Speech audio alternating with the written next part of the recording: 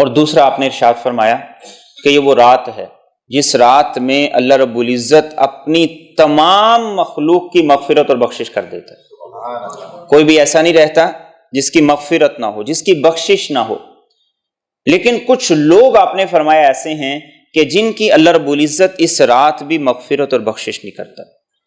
احادیث طیبہ میں وہ مختلف قسم کے لوگ بتائے گئے ہیں، لیکن دو اس میں بہت اہم ہیں جن کا آپ نے ہر حدیث میں تذکرہ کیا۔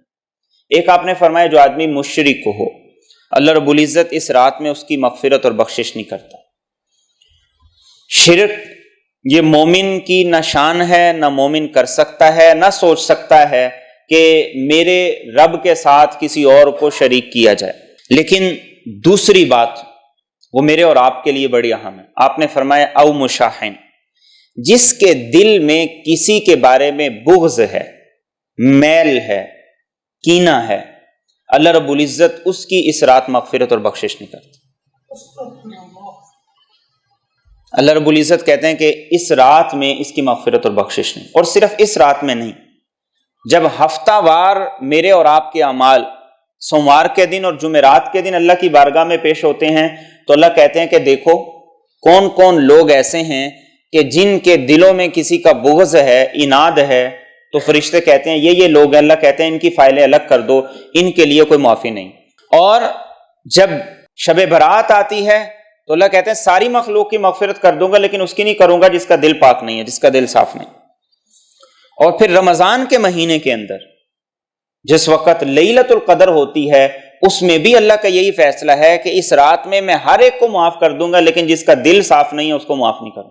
اب ذرا سوچئے، نمازیں بھی ہم پڑھ لیتے ہیں، روزے بھی رکھ لیتے ہیں، صدقہ بھی کر دیتے ہیں، خیرات بھی کر دیتے ہیں، لیکن دلوں کے معاملے میں ہم بہت کمزور ہیں۔ دلوں کے معاملے میں ہم بڑی غفلت کے شکار ہیں، اور غیر تو غیر ہیں، بہن بھائی ان کے بارے میں ہمارا دل صاف نہیں ہوتا، ہمارے چچا تایا ان کے بارے میں ہمارا دل صاف نہیں ہوتا، تو آخر اس میل کو کہاں تک لے کے جانا ہے اور کب اس کو ختم کرنا ہے؟ اللہ کے رسول صلی اللہ علیہ وسلم نے تو ایک حدیث میں بڑی خوبصورت بات ارشاد فرمائی۔ آپ نے فرمایا کہ بس 3 دن تک غصہ ہونا چاہیے، اس کے بعد غصے ختم ہو جانا چاہیے۔ 3 دن بھی کس لیے؟ میرے اور آپ کی سہولت کے لیے، کہ 3 دن تک بات آئی گئی ہو جانی چاہیے، اس کے بعد نہیں۔ میرے اور آپ کی نماز، میرے اور آپ کے سال بھر کے اعمال کوئی ویلیو نہیں رکھتے اللہ کے نزدیک اگر میں اور آپ اپنے دل کو پاک نہیں کرتے۔ اور دلوں کی پاکی، دلوں کی پاکیزگی، اسی کے لیے میرے اور آپ کے نبی کو بھیجا گیا تھا، وَيُزَكِّيهِمْ، آپ کے مقاصد بعثت میں تھا کہ لوگ اپنے دلوں کو پاک کر لیں۔ تو اس لیے اپنے دلوں کو پاک کیجیے، اللہ کی رضا کے لیے چھوڑ دو، صرف اللہ کے لیے چھوڑ دو، صرف اللہ کے لیے چھوڑ دو۔ اور جو اللہ کے لیے چھوڑ دے گا وہ کبھی تنہا نہیں رہے گا۔